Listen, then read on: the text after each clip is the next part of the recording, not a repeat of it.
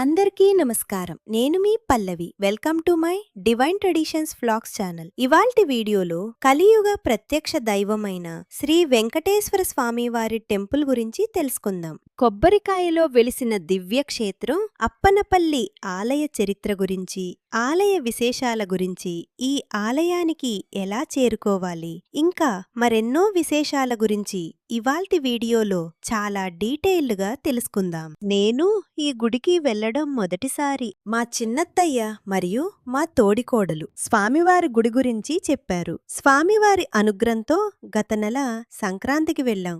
ఆపదముక్కులవాడా, అనాథరక్షక, ఏడుకొండలవాడా అని ఏ పేర్లతో పిలిచినా ఆయన పిలిస్తే పలికే దైవం వెంకటేశ్వర స్వామి. వెంకటేశ్వర స్వామి వారి ఆలయాలు భారతదేశ వ్యాప్తంగా ఎన్నో ఉన్నాయి. వాటిలో ఆంధ్రప్రదేశ్లో మలయప్ప స్వామివారు కొలువుదీరిన ఆలయాలు మాత్రం ఎంతో సుప్రసిద్ధం. వాటిలో తిరుపతిలో కొలువై ఉన్న వెంకటాచలపతి ఆలయం. అదేవిధంగా ఆంధ్రప్రదేశ్లో మరికొన్ని ఆలయాలు కూడా ప్రసిద్ధి చెందాయి. వాటిలో పశ్చిమ గోదావరి జిల్లాకు చెందిన ద్వారకా తిరుమల కాగా, మరొకటి తూర్పు గోదావరి జిల్లాకు చెందిన అప్పనపల్లిలో వెంకటేశ్వర స్వామివారు కొలువై ఉన్నారు. విశేషం ఏంటంటే రెండు ఆలయాలు కూడా ఉభయ గోదావరి జిల్లాలోనే ఉండడం విశేషం. ఈ అప్పన్నపల్లి గ్రామం ఒకవైపు బంగాళాఖాతం సముద్రంతోనూ, మూడో వైపులా గోదావరి నదితోనూ చుట్టబడి ఉంటుంది.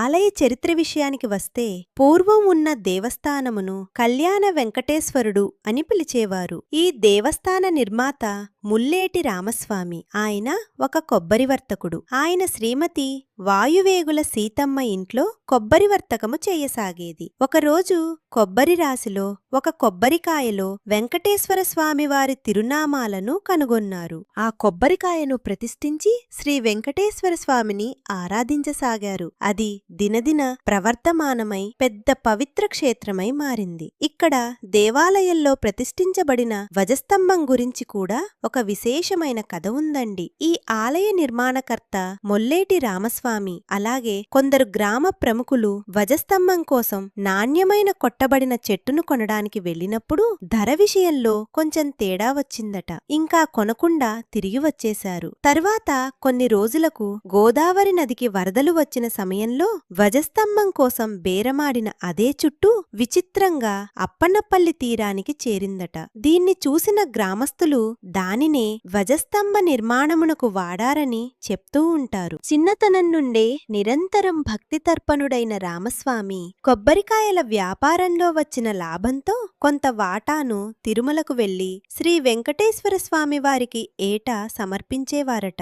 ఒకసారి ఆ స్వామివారి పాదాల వద్ద ఆ ధనం పెడతానంటే అర్చకులు అంగీకరించలేదట. వారితో వాదించి అలసి నిద్రించిన రామస్వామికి కలలలో బాలుడి రూపంలో శ్రీనివాసుడు కనిపించి తానే అప్పనపల్లి వస్తానన్నాడట. నిద్రలేచిన రామరామస్వామికి చిరునవ్వులు చిందిస్తున్న బాలుని విగ్రహం కనిపించింది. ఆ ముద్దుల బాలుని చూచి మైమరిచిన రామస్వామి బాలబాలాజీగా నామకరణం చేసి అప్పనపల్లిలో తన కొబ్బరికాయల కొట్టులోనే ప్రతిష్ఠించి నిత్య పూజలు చేశారట. 1970 మార్చి 18వ తేదీ బుధవారం రోజున, ఏకాదశి రోజున రామస్వామి నూతన ఆలయ నిర్మాణానికి పునాదిరాయి వేశారు. 4వ తారీఖు 7వ నెల 1991వ సంవత్సరంలో నూతన ఆలయ నిర్మాణం పూర్తయింది. శ్రీ శ్రీ శ్రీ త్రిదండి చిన్నజీయర్ స్వామివారు అమ్మవారిని, స్వామివారిని విగ్రహాలను ప్రతిష్ఠించారు. ప్రధాన దేవాలయమునకు కొంచెం దూరంలోనే పురాతన దేవాలయం ఉంది. అప్పనముని తపస్సు చేశారని అంటూ ఉంటారు. ఇక్కడ కళ్యాణకట్ట కూడా ఉంది. గోదావరిలో స్నానం చేసి పాత దేవస్థానంలో దేవుని దర్శించుకొని తర్వాత కళ్యాణకట్టలో తలనీలాలు అర్పించి మళ్లీ గోదావరిలో స్నానం చేసి అప్పుడు ప్రధాన దేవాలయానికి ఆలయానికి వెళ్లి బాలాజీని దర్శనం చేసుకుంటూ ఉంటారు. దేవస్థాన విశేషాలకు వస్తే ఇక్కడ పూజలు, సేవలు, సాంస్కృతిక సేవ కార్యక్రమాలు ఇలా ఎన్నో జరుగుతూ ఉంటాయి. తిరుమలలో మనకు ఎలా అయితే ఉచిత భోజనం దొరుకుతుందో ఇక్కడ కూడా రామస్వామి గారి నిస్వార్థమైన భక్తి వలన ఇక్కడ ఈ ఆలయంలో కూడా ఉచిత భోజన సౌకర్యం కూడా కల్పిస్తున్నారు. ఈ ఆలయానికి ఎలా చేరుకోవాలి అంటే రోడ్డు మార్గం ద్వారా వస్తే గనుక రాజమండ్రి నుంచి 85 కిలోమీటర్ల దూరంలో ఉంది. అమలాపురం నుంచి 35 కిలోమీటర్ల దూరంలో ఈ ఆలయం ఉంది. ఈ ఆలయంలో శ్రీదేవి, భూదేవి సహిత శ్రీ బాలాజీ స్వామి వారిని దర్శించుకోవటం ఎన్నెన్నో జన్మల పుణ్యఫలం. శ్రీ వెంకటేశ్వర స్వామి వారి బాల్య రూపాన్ని, బాల్య క్రీడలను చూసి తరించిన వకులమాత వరం కోరిందట.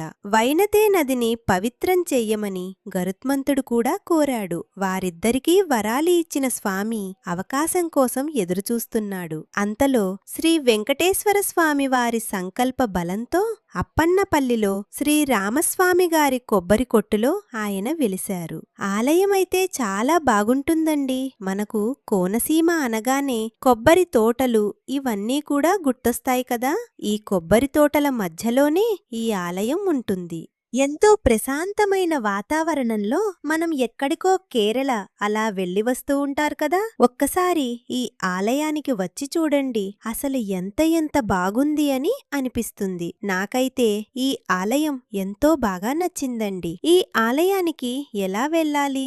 ఈ ఆలయం యొక్క గూగుల్ మ్యాప్ లొకేషన్ అనేది డిస్క్రిప్షన్ లో ఇస్తున్నాను, క్లిక్ చేసి చూడగలరు. ఇవాల్టి వీడియో మీకు నచ్చిందా? నచ్చినట్లయితే please like, share, subscribe to my channel. మరో సరికొత్త వీడియోతో మళ్ళీ కలుస్తాను. నేను మీ Pallavi. Thank you for watching.